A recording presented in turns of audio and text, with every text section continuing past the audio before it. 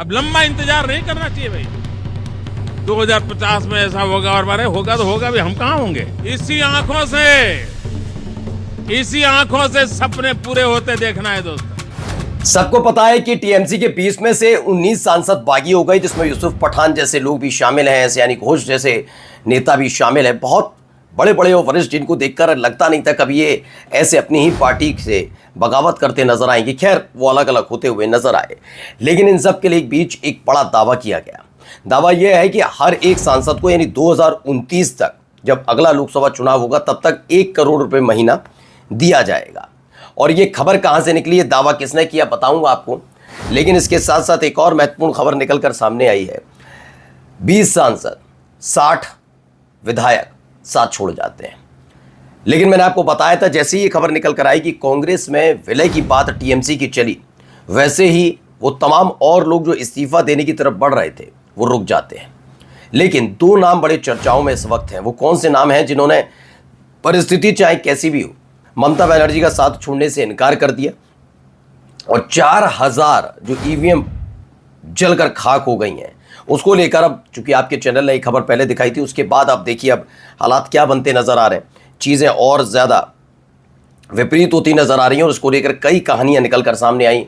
एक कड़ा रुख अख्तियार किया मोदी सरकार ने, सीधे मार्क रूबियो से बात कर ली विदेश मंत्री ने।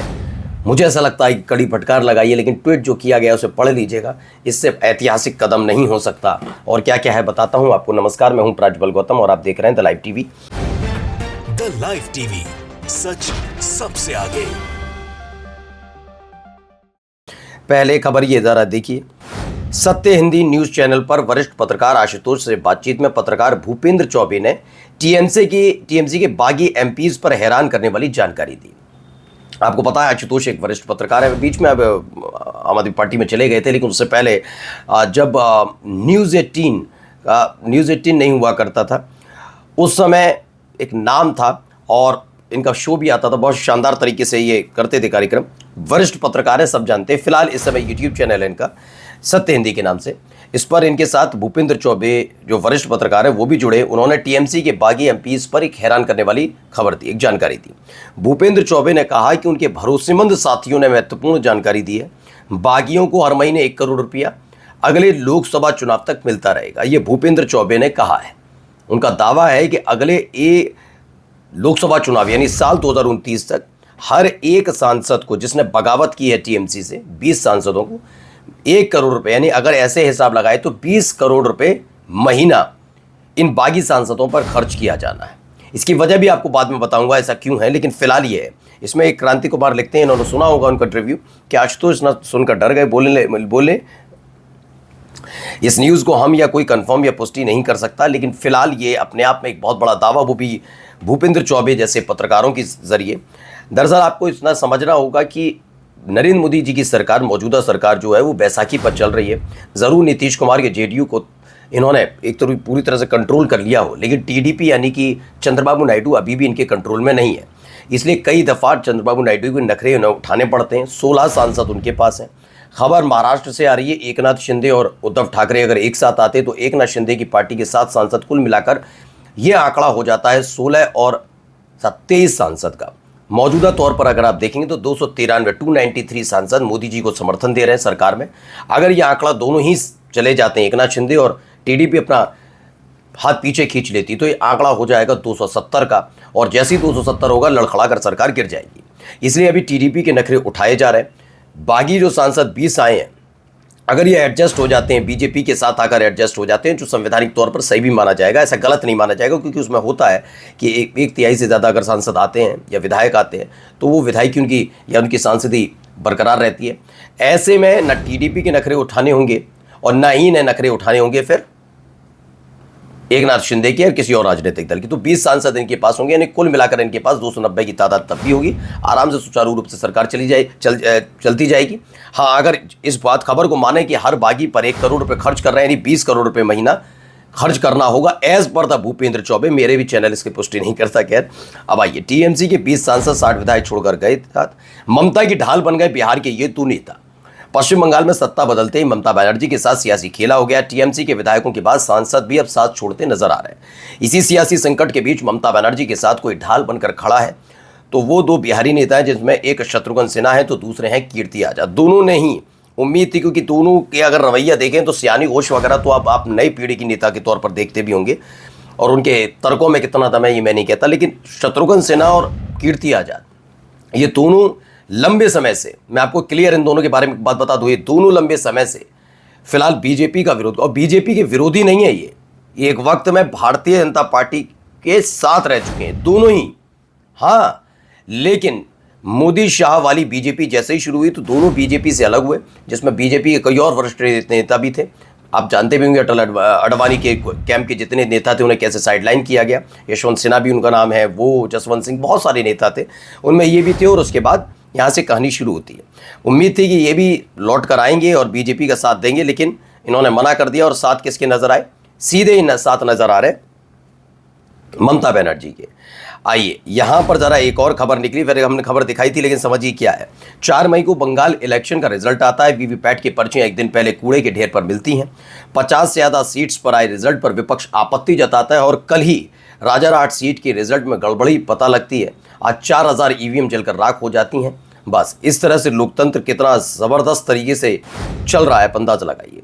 अब आपको दिखाते हैं, देश के इतिहास में कई विदेश मंत्री रहे, कई के गुणगान ये कांग्रेस वाले गाते रहते हैं कि पता नहीं कैसे हमारे यहाँ ज़्यादा अच्छा था। आपको इस मौजूदा वक्त में जो विदेश मंत्री हैं और मौजूदा वक्त में जो सरकार है, मौजूदा वक्त में जो प्रधानमंत्री, उनसे सख्त कोई नहीं मिल सकता। हर कोई इस बात की उम्मीद जता रहा था कि बात बात पर ये बीजेपी वाले, मोदी सरकार कहते हैं ये नया भारत है, घर में घुसकर मारता है। तभी लोग सवाल पूछ रहे थे कि अमेरिका ने जो एक के बाद एक 3 भारतीय जहाज़ों पर अटैक किया, जिसमें 3 भारतीयों की जान चली गई, उस पर कब घर में घुसकर मारा जाएगा? तो वो हो गया है। जी हाँ, घर में घुसकर मारा है। मैं बताता हूँ कैसे। दरअसल मार्को रूबियो जो ट्विटर पर है, सोशल मीडिया पर है, वो अपने ट्विटर को पढ़ रहे होंगे अपने घर में बैठकर, तो थर थर काँप गए। इसे घर में मारना कहते हैं, क्योंकि विदेश मंत्री एस जयशंकर ने एक ज़बरदस्त तरीके से ट्विटर मिसाइल दागी है, ट्विटर पर ट्वीट मिसाइल दागी है, जिसे गारंटेड मार्को रूबियो ने पढ़कर थर थर काँप गए होंगे और पतलून गीली हो गई होगी। क्या लिखा है? Spoke to US secretary to state Marco Rubio this evening, I reiterate India's strong protest, कड़ा विरोध जता दिया इंडिया की तरफ से, at the attacks by the US Navy in the Gulf that killed 3 Indian mariners, such lethal actions against commercial shipping are not justified. है ना, बस ये कह दिया। आज शाम US secretary of state of Marco Rubio से बात हुई। मैंने खाड़ी में यूएस नेवी के हमलों पर भारत का कड़ा विरोध दोहराया, जिसमें 3 भारतीय नाविक मारे गए। कमर्शियल शिपिंग के खिलाफ ऐसी जानलेवा कार्रवाई सही नहीं है, और इसी से अमेरिका में हड़कंप मचा हुआ है। मार्को रूबियो डर के मारे छिपे हुए हैं, वो समझ नहीं पा रहे कि इस ब्रह्मांड में उन्हें जगह कहाँ मिलेगी। शायद यही वजह होगी, और क्या है। देखिए इसमें क्या क्या बताया जा रहा है। इसमें Donald Trump, the term that Iran leaked out to the fake news have nothing to do with the terms that were agreed to in writing. अब ट्रम्प का भी हरकत है। देखिए, ईरान ने फेक न्यूज़ को जो शर्तें लीक की, उनका उन शर्तों से कोई लेना देना नहीं। सुनिए, अमेरिकी हमले में 3 भारतीयों की मौत के बाद ट्रंप ने चला नया दावा किया कि भारतीय जहाज़ों पर ईरानी हमले को नाकाम किया। देखिए, अब देखिए, जिन पर लिखकर सहमति बनी थी, उन्होंने जो कहा, और जिसमें डील करने का उनका कमज़ोर और बेकार बयान भी शामिल है, उसका सच से कोई लेना देना नहीं। ऐसे लोगों से डील करना बहुत बेइज्जती भरा है, उनके साथ अच्छी नीयत से डील करना नामुमकिन है। कमाल है। साथ ही कल रात हॉर्मुज स्ट्रेट से निकल रहे भारतीय जहाज़ों पर उनका पूरी तरह से नाकाम ड्रोन हमला पूरी तरह से मंजूर नहीं है। उन्हें जल्दी से ठीक हो जाना चाहिए। ट्रंप इस पर बोलते हुए नजर आते हैं, मतलब लिखते हैं ट्रुथ सोशल पर। यह आदमी अपना बयान कितनी बार बदलता है सोचिए।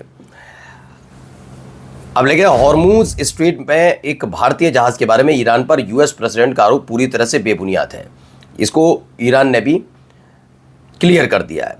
यह लोगों का ध्यान इस क्रूर सच्चाई से हटाने की कोशिश है कि यूएस ने 1 हफ्ते से भी कम समय में 3 भारतीय जहाज़ों पर हमला किया और 3 बेगुनाह भारतीय नाविकों को मार दिया।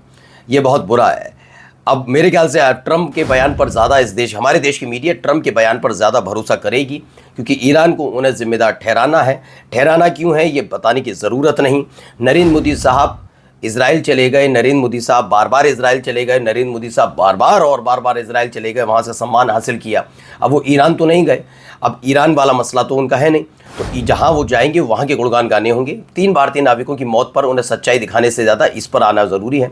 आपको शाम तक खबर मिलेगी कि ट्रंप ने दावा किया है तो ईरान ही इसका जिम्मेदार होगा। खैर, सच्चाई दुनिया जान चुकी है, ट्रंप एक्सपोज है।